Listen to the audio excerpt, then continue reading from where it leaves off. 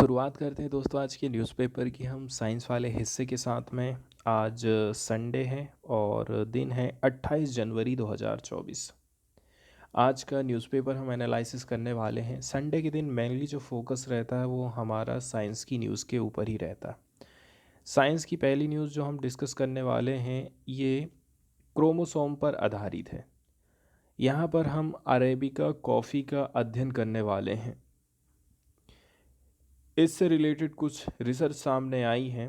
इसमें हमें chromosome word देखने को मिलता है। तो अरेबिका कॉफ़ी का हम क्रोमोसोम निकाल करके अध्ययन किए हैं।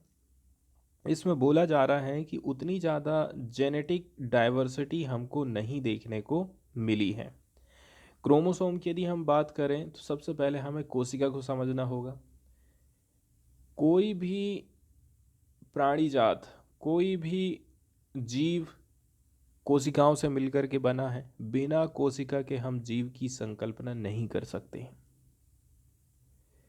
कोशिका जैसे कि घर हम ईंटों से मिलाकर के बनाते हैं, ठीक उसी प्रकार कोशिका से मिलकर के हमारा शरीर बनता है।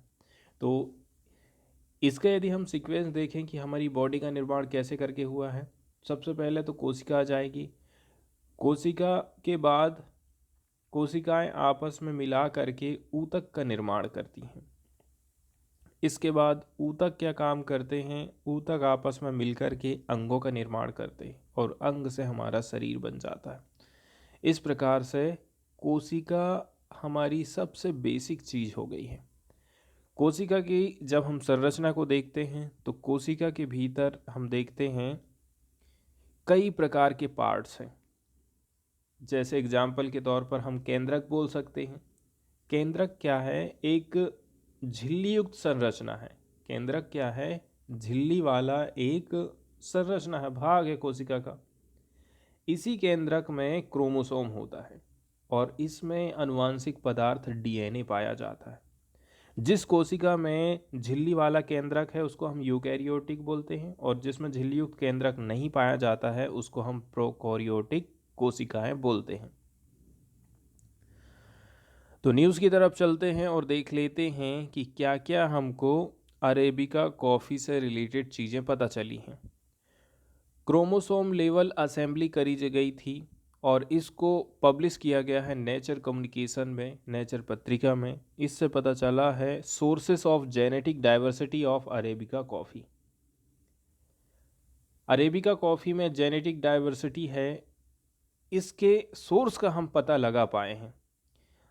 साथ ही साथ में जो जेनेटिक डाइवर्सिटी है ये काफ़ी कंट्रीब्यूशन दे सकती है। इसका यूनिक फ्लेवर ऐसा क्यों है, ये किसी पैथोजन से कैसे करके लड़ाई लड़ सकती है, मतलब जेनेटिक डाइवर्सिटी इसमें हमारी मदद कर सकती है। राइटर का कहना है कि लगभग 60% जो ग्लोबल कॉफ़ी प्रोडक्शन हो रहा है वो अरेबिका कॉफ़ी स्पीसीज से ही हमको प्राप्त होता है। कमेरिकल कॉफ़ी की बात करें, व्यापार लेवल की, वाणिज्य लेवल की बात करें तो मेनली प्रोड्यूस किया जाता है coffee canephora, coffee canephora and coffee arabica से हम प्राप्त करते हैं। ठीक है, जिसको रोबस्टा एंड अरेबिका कॉफ़ी के नाम से भी जाना जाता है। अरेबिका कॉफ़ी इसको हम कहाँ से डिराइव किए हैं, कहाँ से प्राप्त किए हैं? ये हमको मिलती है हाइब्रिड पद्धति से। और ये जो हाइब्रिड का काम है हम किस में करते हैं? आज के समय में जो रोबस्टा कॉफ़ी है एंड अदर जो इससे रिलेटेड कॉफ़ी की स्पीसीज़ है, कॉफ़ी इग्नोइडस,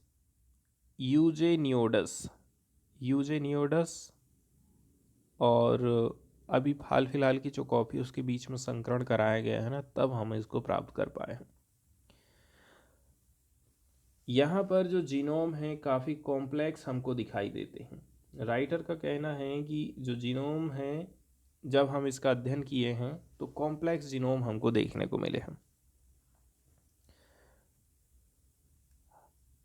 अरेबिका कॉफ़ी के फ्लेवर में, साथ ही साथ में इसका लार्ज एंड जो कॉम्प्लेक्स जीनोम है, ठीक है, तो हाइब्रिडाइजेशन के चलते चलते अरेबिका कॉफ़ी का फ्लेवर आया, साथ ही साथ में इसका जो लार्ज एंड कॉम्प्लेक्स जीनोम है which poses challenges for breeding and genetic studies. Hybridization के चलते चलते ही जो अरेबिका कॉफ़ी है इसमें फ्लेवर हमको प्राप्त हुआ है एंड हम जान पाए हैं कि इसका जो जीनोम्स है वो काफ़ी कॉम्प्लेक्स है।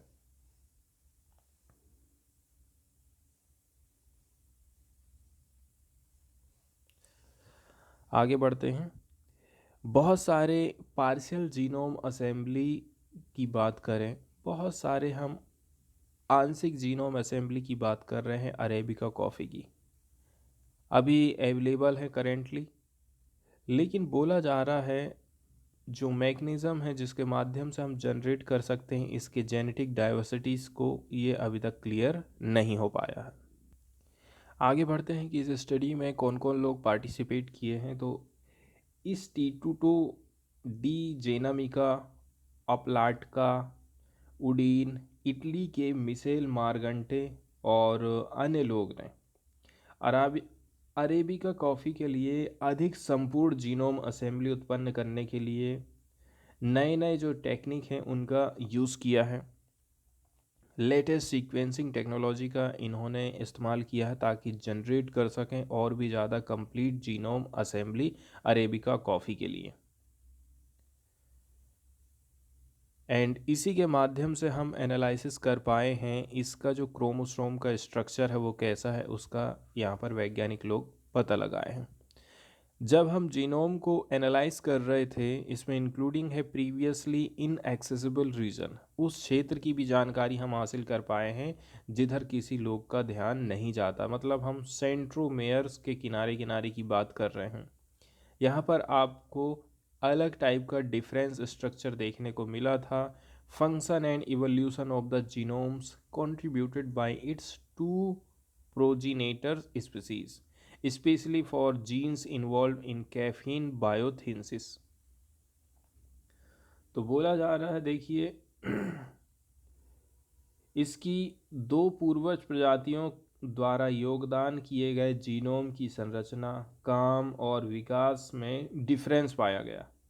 विशेष रूप से कैफीन जैव संश्लेषण में शामिल जीन के लिए हम बात किए हैं।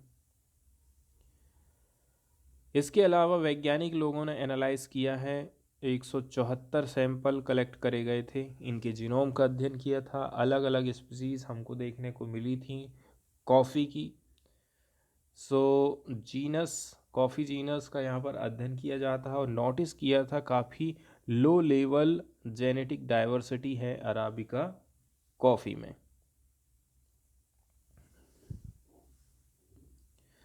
हालांकि बोला जा रहा है भिन्नता के दो अलग अलग स्रोतों के कारण विशिष्ट जीनोमिक क्षेत्र में कुछ अरेबिका काफ़ी किस्मों में विविधता में वृद्धि कर पाई है।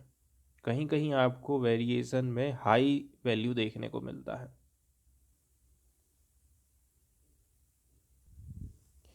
इसके बाद वाला जो आर्टिकल यहाँ पर हम डिस्कशन करने वाले हैं, ये पार्टिकुलरली हमारे जो रेडियो एक्टिव तत्व हैं या फिर जो रेडियोधर्मी प्लांट हमारे यहाँ पर लगाए गए हैं, जो न्यूक्लियर प्लांट लगाए गए हमारे देश में चल रहे हैं, उनसे किस प्रकार से कौन कौन सी चीज़ें उत्सर्जित हो रही हैं, कितना पॉल्यूशन हो रहा है, उसके मेजरमेंट के बारे में ये आर्टिकल यहाँ पर हम डिस्कशन करने वाले हैं।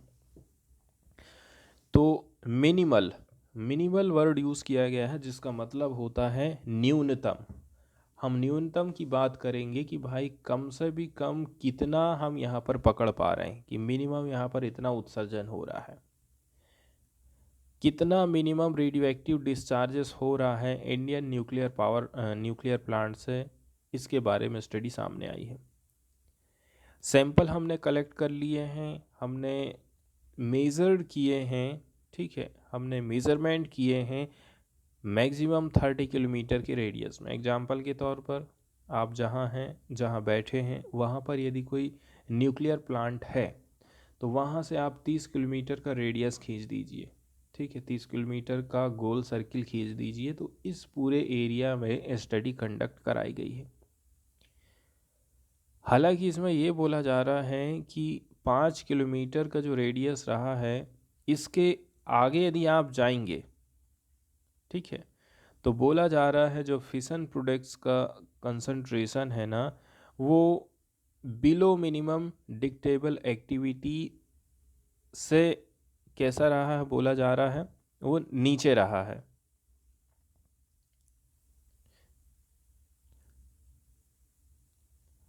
अब यहाँ पर कुछ कुछ चीज़ें दी हुई हैं, इनको हम देख लेते हैं। थोड़े से फैक्ट यहाँ पर निकल करके सामने आ रहे हैं। इसमें बताया जाता है कि ये जो अध्ययन किया गया है, यहाँ पर हमको रेडियोलॉजिकल डाटा प्राप्त हुआ है पिछले 20 साल का। 20 साल मतलब हम कहाँ से कहाँ तक का देख रहे हैं, हम देख रहे हैं सन 2000 से लेकर के 2020 तक। और इसमें 6 न्यूक्लियर पावर प्लांट हम शामिल करे थे, इसमें एक कुडनकुलम को हम शामिल करे थे ना, तो ये पावर स्टेशन 2013 से लेकर के 2020 के बीच का डाटा हमको देता है। स्टडी फोकस करती है केवल और केवल फिजन प्रोडक्ट का कितना कंसंट्रेशन है, न्यूट्रॉन एक्टिवेटेड न्यूक्लियाइड की वैल्यू क्या चल रही है 5 किलोमीटर के अंदर में प्रत्येक न्यूक्लियर प्लांट में। The monitored value were insignificant beyond 5 kilometre radius. लेकिन यहाँ पर 5 किलोमीटर तक ही आप जो अध्ययन कर रहे हैं वो ठीक है। 5 किलोमीटर से यदि आप जाएंगे तो फिर आपकी ये सारी चीज़ें काम नहीं आने वाली है। तो जो जो डिस्टेंस रखी गई है ना, जो एरिया रखा गया है, ये काफ़ी कम है। 5 किलोमीटर तक मेजरमेंट कर रहे हैं, 5 किलोमीटर से हम ऊपर जा रहे हैं तो जो वैल्यू है हमारी चेंज हो जा रही है। इसलिए हम ये बोलते हैं कि जो स्टडी है जिस क्षेत्र में फोकस कर रही है ना, उतनी ज़्यादा चीज़ें हाईलाइट नहीं कर पाती, उतनी ज़्यादा चीज़ों को वो कवर नहीं कर पाती है।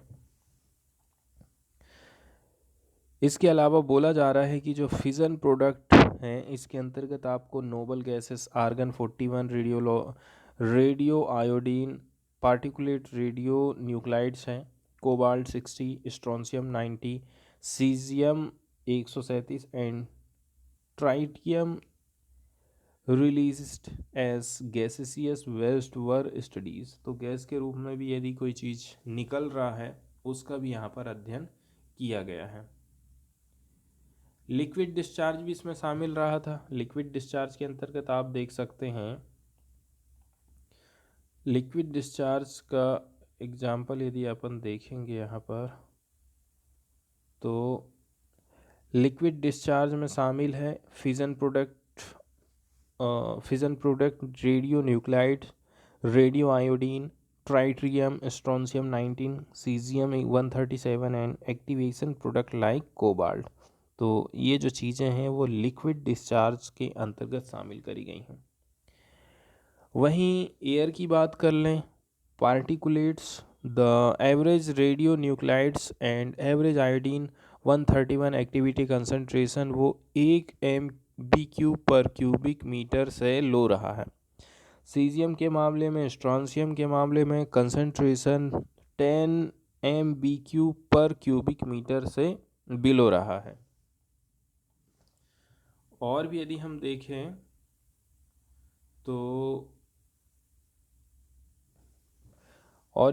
देखें तो बताया जा रहा है कि देखिए जो स्ट्रोंशियम 19 है इसका जो एवरेज कंसंट्रेशन है वो 10 MBQ पर क्यूबिक मीटर से लो रहा है। हम रिवर एंड लेक्स की बात कर रहे हैं, यहाँ पर सीजियम 137 एंड स्ट्रोंशियम 190 कंसंट्रेशन 5 के नीचे रहा। एंड बोला जा रहा है कि जो कंसंट्रेशन है वो 50 से भी कम रहा था sea water near the nuclear plant. इसके बाद वाली जो न्यूज़ हम डिस्कस करने वाले हैं वो वेस्टर्न इक्वाइन इंसेफ्लाइटिस के प्रकोप से रिलेटेड है। अर्जेंटीना में भी ये बीमारी पाई गई है, तो इस बीमारी के बारे में थोड़े से हम बेसिक चीज़ें देख रहे हैं। इसको शॉर्टकट में हम WEE बोलते हैं, WEE, और फुल फॉर्म क्या हो गया, वेस्टर्न इक्वाइन इंसेफ्लाइटिस। तो ये जो बीमारी है ये एक वायरस के चलते चलते फैल रही है। पार्टिकुलरली इससे जो चीज़ें प्रभावित हो रही हैं वो इंसान है, और वो है कौन? इक्वाइन्स, मतलब घोड़े।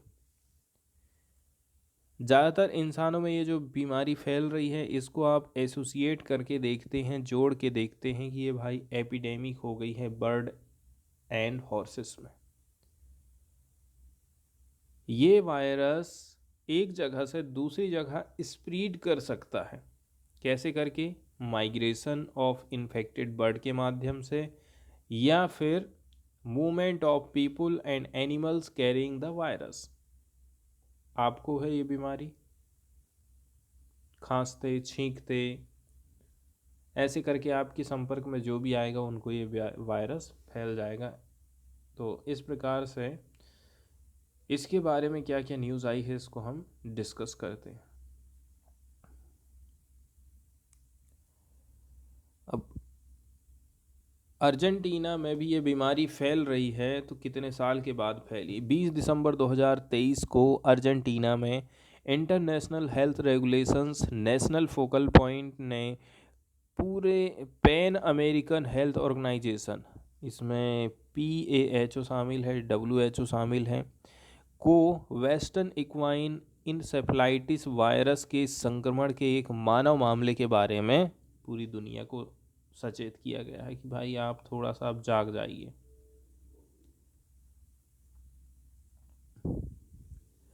अब बोला जा रहा है कि ये जो मरीज था इसको 19 नवंबर 2023 को अचानक बुखार और तंत्रिका संबंधी लक्षण दिखाई दिए।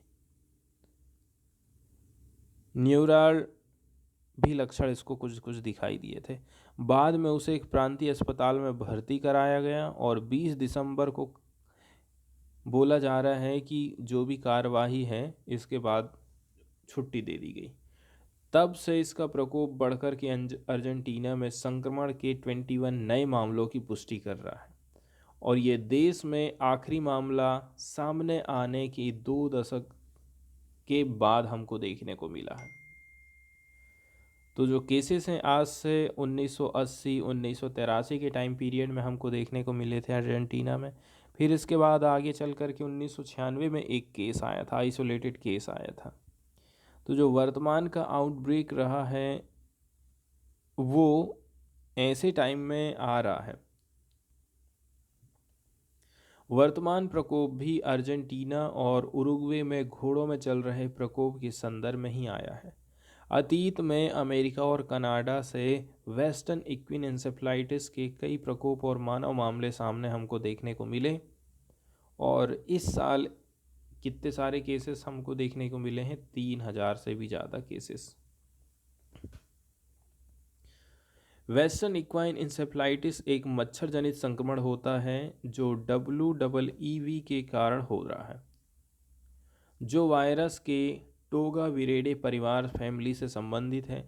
वायरस में लगभग 11.5 किलो, क्या बोला जा रहा है, 11.5 किलो बेस लंबा एकल फन से सिंगल स्ट्रैंडेड RNA जीनोम है and is recombinant of the eastern equine encephalitis virus. तो यहाँ पर आपको रिकॉम्बिनेशन देखने को मिल जाएगा, जो अलग एक वायरस फैला हुआ था उससे।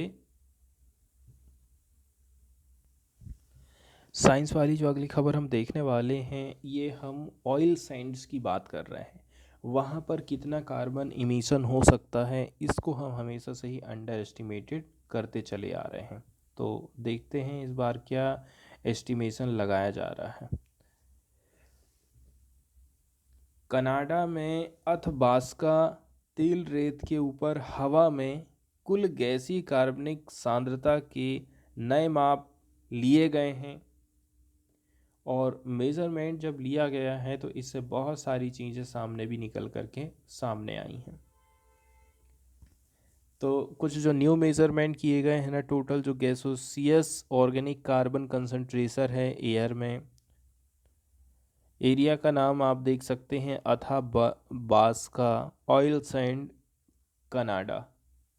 सजेशन ये मिला है, जो ट्रेडिशनल मेथड ऑफ एस्टिमेशन है कि इस पॉल्यूशन को हम कैसे करके नाप सकते हैं। सीवियर तरीके से इसको अंडरमाइन किया गया है, इस प्रकार के एमिशन को।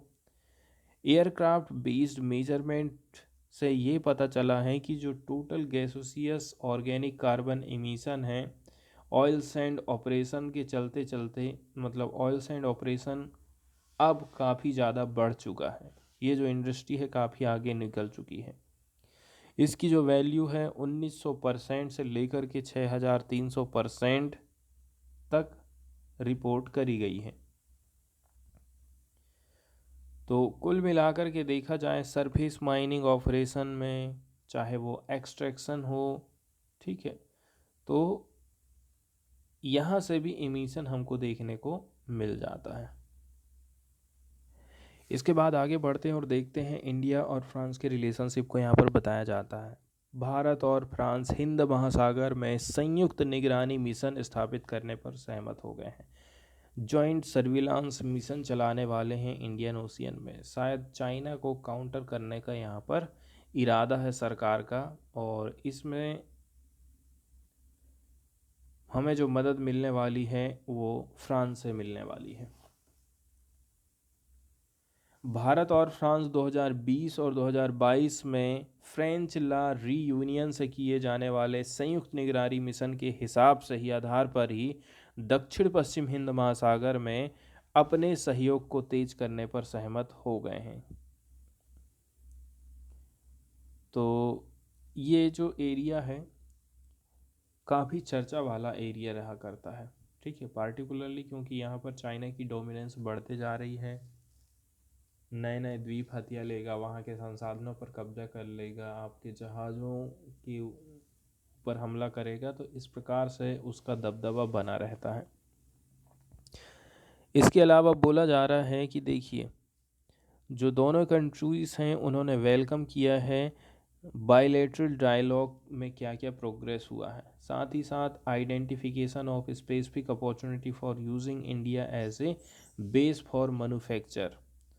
साथ ही साथ चर्चा हो रही है भाई, देखिए कि कैसे करके हम मैन्युफैक्चरिंग का हब बना सकते हैं इंडिया को, एंड एक्सपोर्ट करेंगे defence equipment.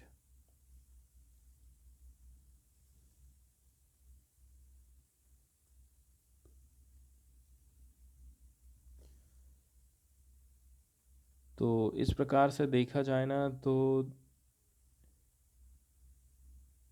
Defence equipment India बनाना भी चालू करेगा, और फिर बना बना करके हम अपनी कमाई भी चालू कर देंगे। हमारी खुद की ज़रूरत तो पूरी होगी ही, साथ ही साथ में हम अपने एक्सपोर्ट को बढ़ावा दे सकते हैं, अपनी टेक्नोलॉजी को बढ़ावा दे सकते हैं।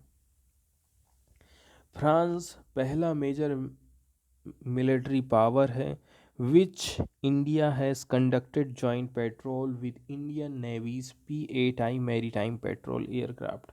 इसको डिप्लॉय किया गया था French island territory La Reunion में।